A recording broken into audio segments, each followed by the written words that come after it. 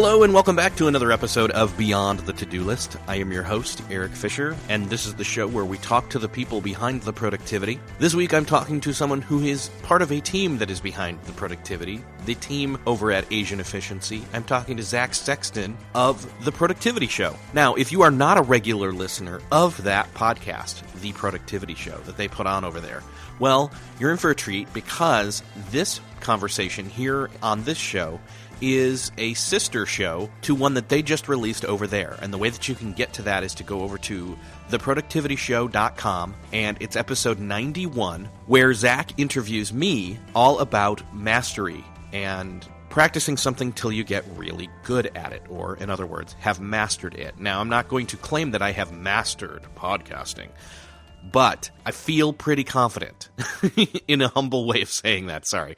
Anyway, I enjoyed talking to Zach over there, so make sure to check that out. If you have already listened to that episode because you're a regular listener of the Productivity Podcast, then here's a treat for you. I then flipped the tables on Zach and interviewed him all about the podcast workflow and how they do it efficiently over at Asian Efficiency. Say that 5 times fast. The other key piece to remember here is, in both conversations, we talk about both those key elements of mastery and efficiency, but we use the context of podcasting because that's what we do. However, even if you are not a podcaster, you will be able to follow along and learn about mastery and learn about efficiency. But if you are a podcaster or you know someone who is, you will probably want to forward these 2 episodes to them because it will level up their podcasting game to listen through both these episodes. With that, I'll get out of the way and let you listen to this one. And again, make sure to check out the other one.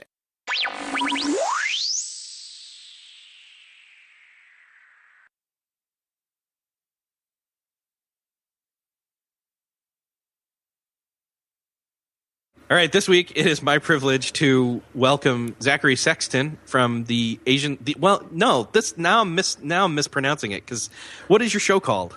It's called The Productivity Show. Yeah, see, and you called it yourself the Asian Efficiency Show, which it is in a sense because it's put on by Asian Efficiency, but it's actually The Productivity Show, which is a brilliant name for a podcast. So very to the point. I mean, it wasn't taken. I should have used that. So. Anyway, we just wrapped up a conversation that you'll need to go listen to. And as this is the interview portion of the show, in the intro section, I already told you how to get to that. So, very meta. What I wanted to talk with you about is you guys have been running you guys came out with your show after I had already been doing mine for a while, and you've got a bulk load of episodes out there now. And so you guys have been really cranking them out. And first and foremost, if you are not getting enough podcast conversations about how to be better at productivity, then you have to go check out The Productivity Show, because their show is one that if you like this one, you'll like theirs. There you go. How many episodes are you guys up to now? I think we've got... I just recorded episode 88, but I think our release schedule's in the lower 80s. Okay. So, yeah. So you guys are... And again, I have taken over the almost 4 years now, time off here and there. And again, because I haven't learned some of the efficiency of how to do podcasting effectively here and there. And so that's what we're going to talk about here. That's not to say that if you're not a podcaster, you don't want to listen to this. Although if you are a podcaster, this is going to really help you. But again, you non-podcasters out there will be able to apply productivity principles, efficiency principles, especially in systems to any workflow. So we'll try to keep it meta. Yeah. So, all right. How did you guys start off, like, with your launch and with moving forward? I mean, 80 plus episodes, that's a great accomplishment. You're going to hit 100 soon. Yeah, we're trying to think of what to do for that 100th episode. We want something special, but we haven't thought of it yet. Yeah. How do you guys approach this? Like, how, I mean, and it's not just you, although you're the main person, so to speak, in terms of, I don't know, the personality and the main guy, but there's others in the team. I mean, what's the goal with this? What's the approach that you're taking with this show? Why do the show? Well, it was about a year and a half ago when we first decided that a podcast makes sense. And where we got the idea from was Aaron Lynn had read this book, and I actually don't remember the name of the book, but it talked about the Disneyland effect, is that when people buy a ticket and go to Disneyland, they can go on the rides, they can buy cotton candy, they can go to the Tower of Terror and do all these different things. And that good businesses create this Disneyland effect where people can consume or get value from you in a number of different ways.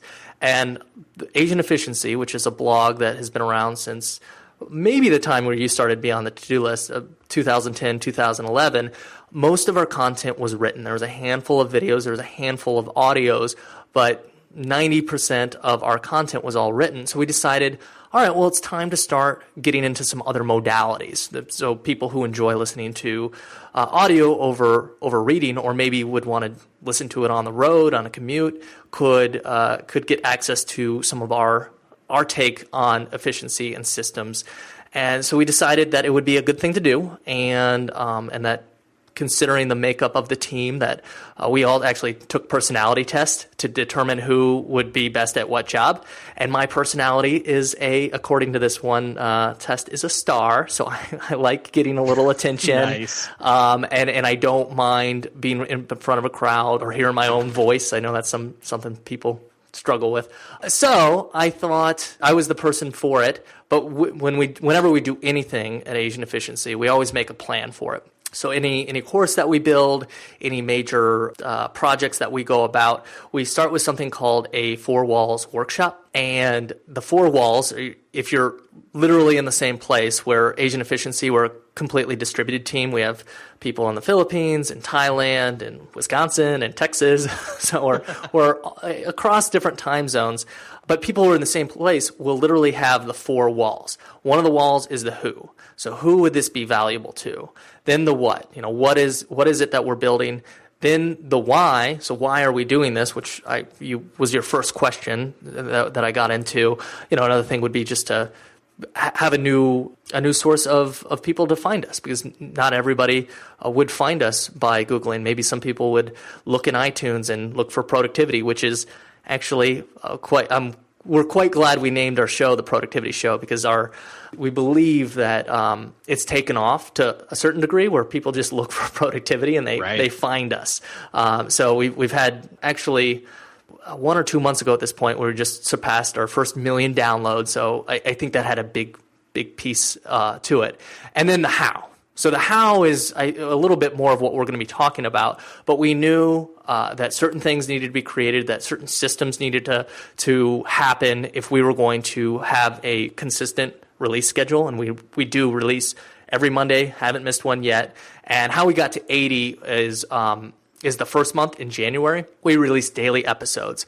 And we knew that would actually help us get into the new and noteworthy of iTunes. If we released daily, more people would listen to us and subscribe and download. We didn't want to necessarily keep the resources up to make that happen every day for a year, but a month was reasonable. So we recorded about 30 episodes before we even launched. We had the graphic design work all figured out. We had basically what the show would be called, what it would be about, how it would look. We had all those ideas ahead of time, and we knew why we were doing it. So then, from then, it's just a system that we created that we can definitely dive into further, that allows us to consistently and fairly easily produce on a weekly schedule. And if we want to get ahead, we can get ahead. If we are riding the line, sometimes we ride the line, but we always manage to get a high-quality episode up, and we're actually just, before we recorded, making sure we had all the audio correctly. It's nice recording with a fellow podcaster. I don't have to hold the hand quite so much. Yes. And yeah, so that's how we got started, and it's been a lot of fun. I've got to connect with a lot of cool people, including yourself, which I'm super happy about. And I think we've helped a lot of people. According to our iTunes reviews, I think we've got 80 or 90 of those. Where some of them are just like, whoa, I'm flattered that we've had that impact on certain lives. And so then that's the other key piece, is you guys are, because you're not going to get into something, if you've got your who and your what and your why, then it's really all about that how then. Because if you know who you're trying to reach and what you're going to do, and you know why you're doing it, then you've got to implement, you got to execute. And I think that's really the key here is you guys as a team creating a podcast have a benefit or an advantage over other people like me where it's a one-man show. I'm a one-man band podcast. Yeah. So what are some of the thought processes and things you put in place first and foremost in terms of, lists you created or systems that integrated the fact that you had a team? Yeah, that's a great question. And we have multiple different types of shows on the productivity show, which also helps a little bit because we're not always booking guests. The interview is probably our most common show. Maybe 60 to 70% of the shows are interviews from outside experts. I just was talking with a meetings expert the day before. I was talking with somebody who's all about focus and deep work. You might know his name.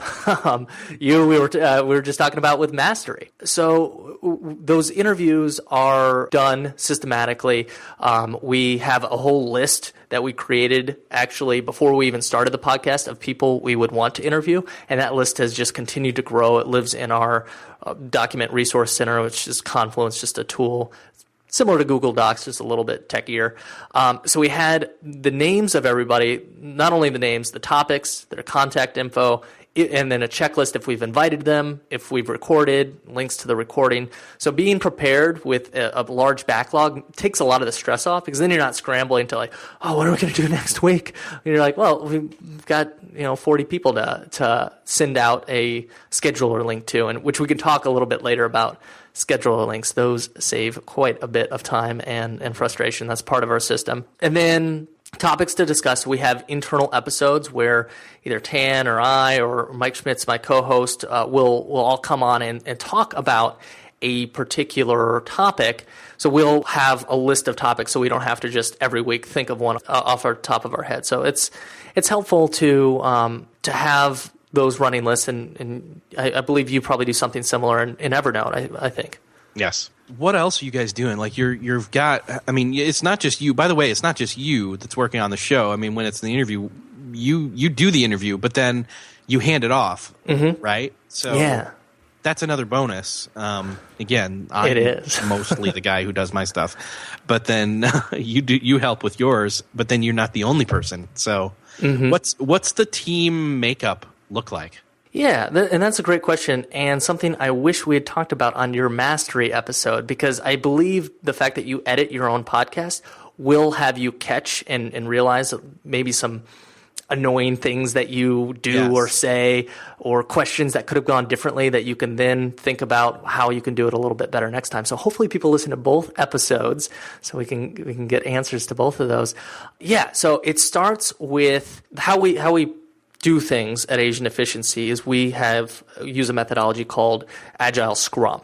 And so what Scrum is a 2-week period of time where you try to get a certain number of projects or tasks done. And those tasks are called issues in our project manager, which is called Jira. So we've got a number of those. And one of the potential projects that we have is creating a podcast. And that podcast, we just create a new issue and we'll put it into yet another list of all of our episodes. So they're all in one place. And then we create a story around that issue. So the story is, as Asian Efficiency, we want to have a interview about how to, I want to learn about how to master skills in my life so that I can have a more satisfying career.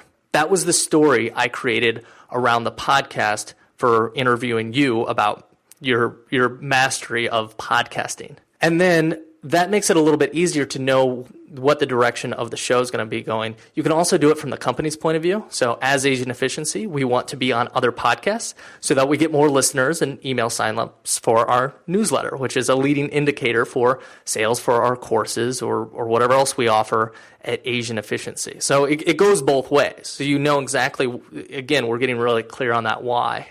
Then we've got just a checklist. And this is called our acceptance criteria.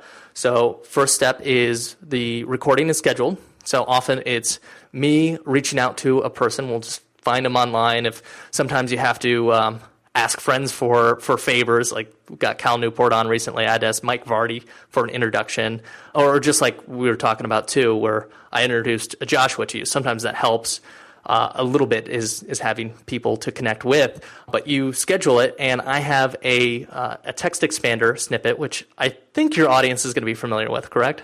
Oh yeah, totally. We've had a show all about text expander. All right, so we'll link to that one. But so I have a text expander snippet that also includes a schedule once scheduler. So it makes it just really easy. It just I say, hey, my name is Zach from Asian Efficiency. We've got a podcast all about productivity. I give a little bit of social proof, like, we get, so many episodes, and we've had other cool guests on like you. If you want to come on to talk about this subject, we'd love to have you on. Just to save a little bit of the back and forth that typically comes with scheduling, here's a link to my scheduler. Let me know if you have any questions. Can't wait to connect. And it's great because that takes me like 2 seconds. So I literally go to the list of people that we could potentially interview, and then I open up my email and then text expander, adjust it a little bit. I don't want it to just be like a blanket statement. I'll be like, I first found out about you through reading your book or listening to your podcast or whatever it happened to be, and then send it off. So once it's scheduled, it's super easy because we've automated. We'll have our guest put in their picture, add a 50-word bio, let them know kind of what questions and the outline and format of the show, what they can expect, give them some tips on how to increase their audio quality. So we say, hey, if you don't have a headphone, you can buy this one on Amazon. If you don't have any recording things like Ecamm, you can record with QuickTime, which I think all but one person we've interviewed has had a Mac, so we must lean that way. So that's a nice little hack where we can get a good quality sounding audio. And then from there, once the interviews happen, I upload it to a specific place in Dropbox and update the issue, which is basically I assign it over to Mike, he's our project lead on the podcasting, and say, hey, all the files are up. Let them know which ones are up, which ones are not. Sometimes the guest doesn't have the technical know-how to open up QuickTime, so we don't get a local recording. In that case, I'll let him know, and then he sends it off to Jonah at Freedom Podcasting. So Jonah will do the editing, and then we've created a bunch of templates around how we like to write our show notes. He'll actually go and write the show notes, and from there he sends it back to Mike, who does some spot checks on the audio to make sure everything sounds good, reviews the show notes, and then he passes it off to, I believe it's Tina who's doing this, and I don't think Tina enough, because I used to do this portion, which was creating the show notes, but then turning the show notes into HTML and uploading them to our email system, which is called Entreport. And so people who've subscribed to have the show notes emailed them can do that. I just was very bad at that job, and Tina's great at it. That kind of is the last step. And then we upload it. Jonah is also the person who uploads it to Libsyn and schedules it to the blog to be released on the day it's supposed to be released. So we've got, let's see, instead of a one-man show like you, we've got me, Mike, Tina, and Jonah. So we've got 4 people, but we always know exactly where we are in the process because the issue is basically like a little card that we can move. It's, if you're familiar or your audience is familiar with Trello, it looks a lot like that, where you can move along the line so you know where it is, and you can know where the bottleneck is. So it's like, Zach didn't record the outro again. Zach, and you comment straight on that issue. So rather than emailing me or hitting me up over HipChat or some other messaging service, you can just comment on that issue, and I know, oh man, okay, I got to do that. And then I'll go back and do what I need to do. Or same with maybe Tina's out. And so if Tina's out, then we have a standard operating procedure that I wrote that I can then go back and create the email if I have to. Luckily, she hasn't taken any days off recently, so I haven't had to do it in a while. But that's kind of another part is knowing how to delegate effectively, which is basically just creating the process to begin with. So we didn't have an editor for probably our first maybe even 6 months. Mike was doing most of the podcasting editing. So we had a process down pat. We knew exactly, what he used Logic to edit. We've got documentation on how you can, each step to editing that podcast.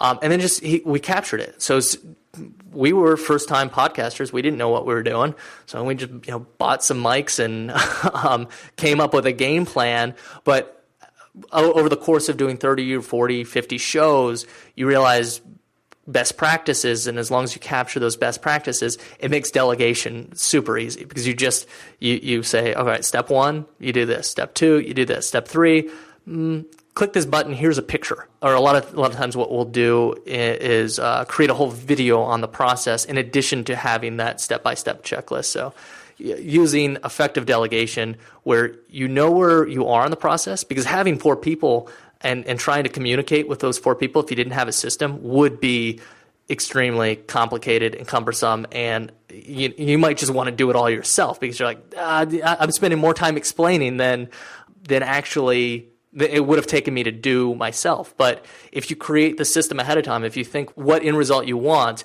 and all of the steps that need to happen to get to that end result, it starts to make things very efficient. Everyone can get really good at their particular job. So, for example, I know it took me probably over an hour. Maybe I got down to 45 minutes at one point to create that HTML email. I was bad at it. But I think Tina's probably can whip that out in 15, 20 minutes because she's done it over and over again, and she was already had the natural strength where she could pay attention to detail, where I would send links to wrong things and wouldn't necessarily pay attention to the detail that was needed for that. Where, Tina might struggle with creating an interview with somebody, but that's something that I enjoy doing and I like doing. And with Jonah, he'd been editing podcasts for years before that, so he's able to edit even quicker than Mike was able to because he's got the systems, he's got the knowledge, he's got the tools. So it lets everyone play to their strengths, and it allows everything to get done quicker. Basically, if you have a good follow-up system, you don't miss a beat. So it becomes the pressure is not on any one person to get it done. Yeah.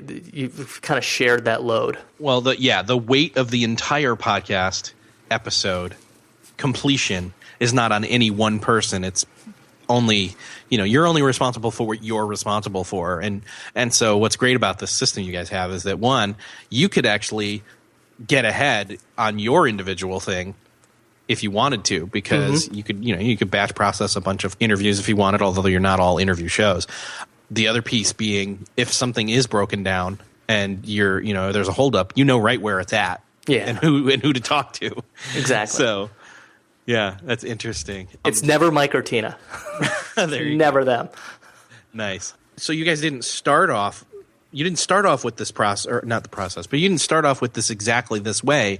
But you gradually moved into fine-tuning this process. Again, you said at first Mike was editing everything, and then you added someone else in. At what point did you realize, okay, we need to make a change to this system, and how did you analyze that? Since we're so systems-oriented and so systems-focused, we started with something. I don't necessarily recall exactly what it was, but it was something we thought was pretty. I think if you go back maybe 7 months or so on Twitter, you'll see us proudly tweet out like, "Oh, best podcasting workflow ever," and it was a little too complicated. There was too many steps, and it actually just the other day we tuned it back and added actually a step to it because we had some confusion on what there was one little part of the process where we weren't super clear. So we're like, well, let's just add a check to it, and then we'll always be clear if this is done or this isn't done, and we don't have to go back and forth, or especially because our one not as efficient as it could be. I work at Asian Efficiency, so I'm not allowed to say the word inefficient, is the part where we rely on email. I would love it if we could rely a little bit more on either automation or some other system besides email, because what it does is if I don't do something correctly, Mike connects with Jonah, and then Jonah connects with Mike, and then he has to connect with me. So if I do something wrong, and that's why I'm always the bottleneck, then it causes a little bit of frustration. So we're still tweaking that. We're still trying to figure that little piece out, and that's why we had the checklist. So Mike could be super sure that everything is where it needs to be before he sends it off to our podcast editor. So that's something you just kind of learn. And one thing to do is to have regular check-ins around the system saying, hey, is this working? Is this not working? That's when we decided our whole system that we had created before was a little too big and a little too cumbersome. So we tweaked it back. Another thing that you can do to make sure that you're always improving your systems and your processes is an idea that we call the 3 times rule. So if you notice something is annoying or frustrating and it happens more than twice, you try to find a permanent solution to it. So the annoying, frustrating thing was I didn't always have this certain audio in Dropbox when I passed it off to Mike because I just didn't realize it was part of something that was necessary.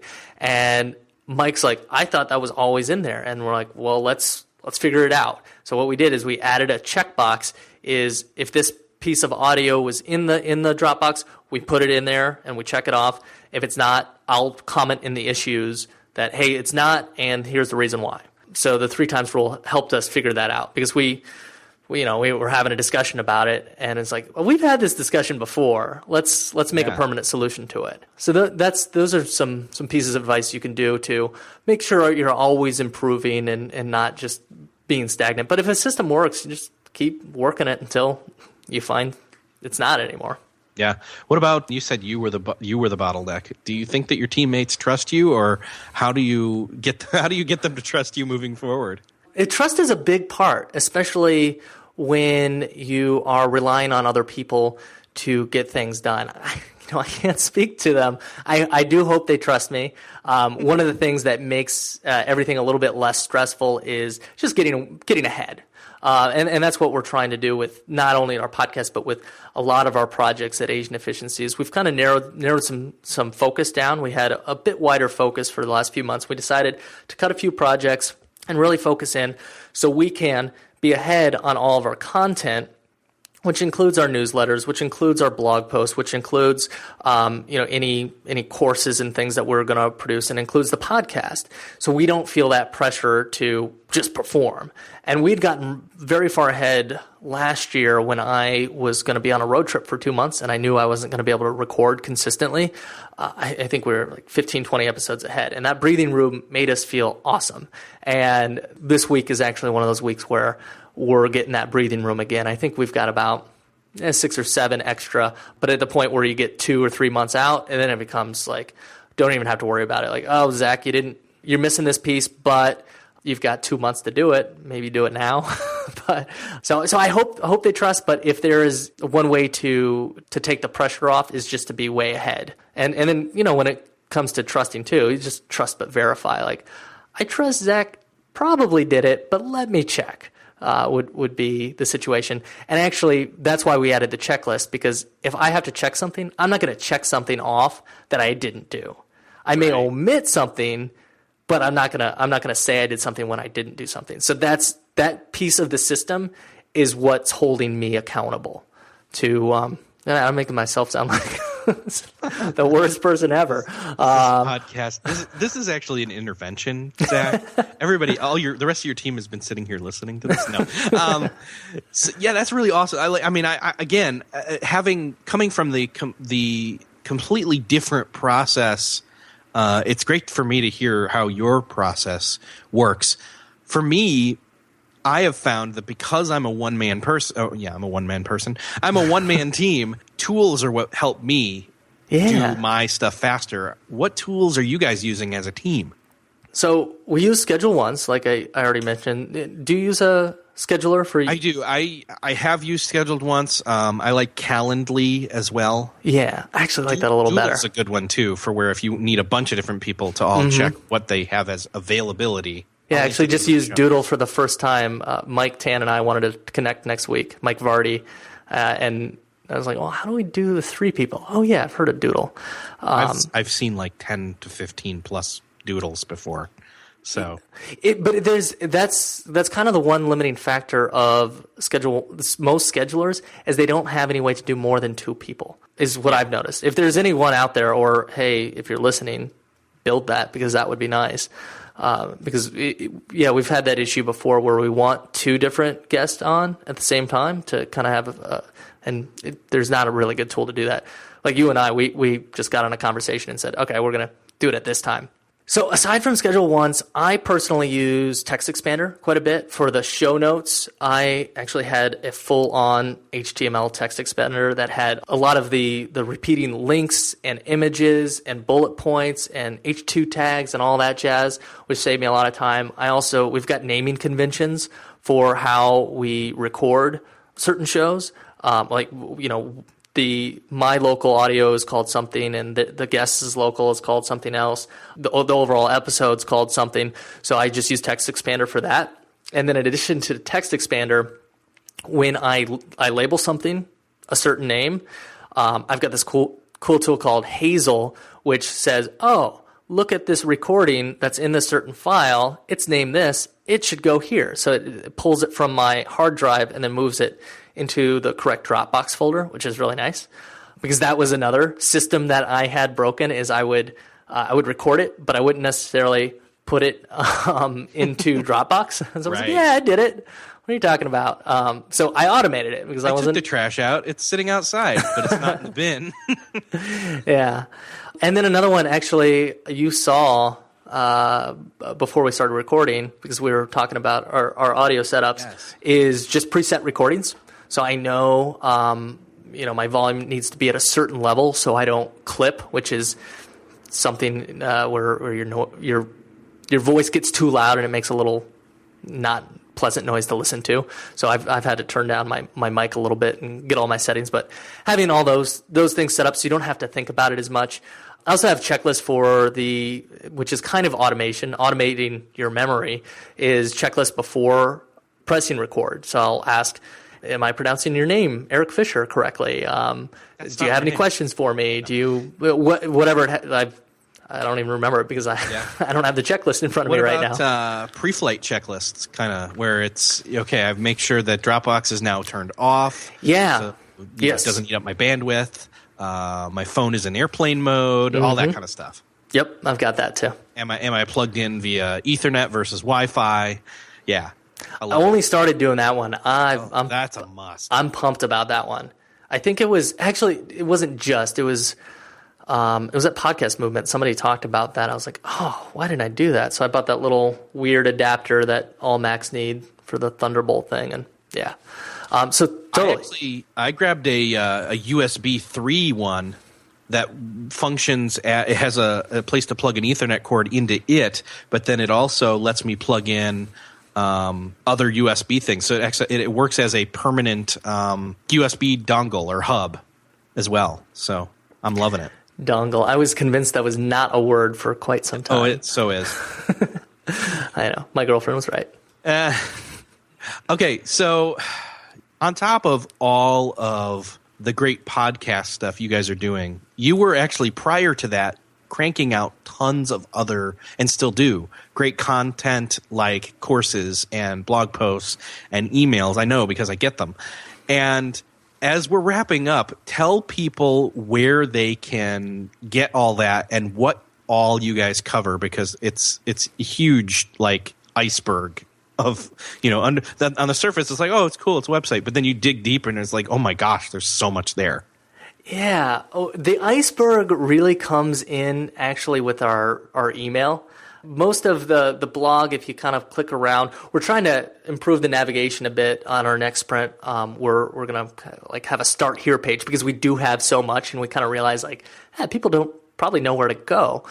Just asianefficiency.com, and you can sign up for our newsletter, which will then start showing you the way. And we try to send people, I think that's the reason why people enjoy us so much, is we try to only send people things that they're interested in. So let's say you're reading one of our posts that we did on habits, and you sign up for the Asian Efficiency newsletter there. We'll send you emails that relate to how you can grow better habits, or maybe look into creating things like rituals. So just asianefficiency.com, or you can listen to us very easily at theproductivityshow.com or iTunes, or wherever podcasters are played. What podcast app do you use? I use Pocket Cast. I use Overcast. Overcast. I've heard that's the best one. I have tested that to be the best one, at least for me. Okay. So, yeah.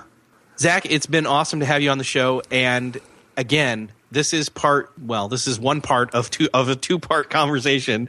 So we will hit up all the links and everything in the post-show and pre-show. And we've officially agreed to release at the same time. So yes. if you're listening to this, you can listen to the other part of the show, which is at the Productivity Show, which is all about your good buddy Eric Fisher and how he learned to master his craft of interviews, which very well done. I felt very comfortable during this interview. Awesome. Thank you. I aim to please. Thanks for being on the show, Zach. Thanks again, Eric.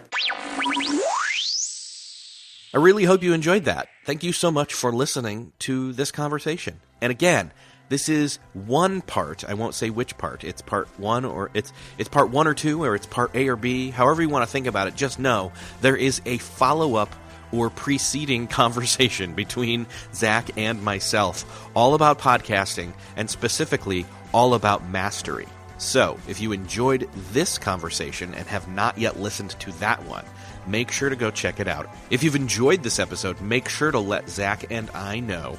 And if you enjoyed this podcast and this is your first time, check it out. Go subscribe. Go over to beyondthetodolist.com/iTunes. If this is not your first episode, but you've enjoyed it, and have not yet left a rating or review for the show over on iTunes, it would help us let others know about the show for you to go over there to beyondthetodolist.com/iTunes, leave a rating.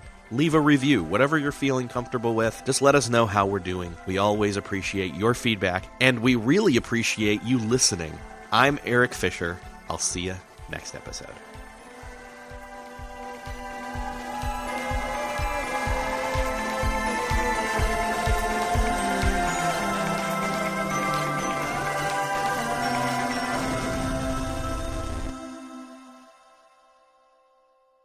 Beyond the To-Do List is a proud member of the Noodle Mix Network. Find more of our award-winning and award-nominated podcasts to make you think, laugh, and succeed at noodle.mx. Learn how to podcast. Theorize over the TV shows Once Upon a Time in Wonderland, and Under the Dome. Laugh with our clean comedy, delve into science fiction and philosophy, learn critical thinking from movie reviews, and more at noodle.mx.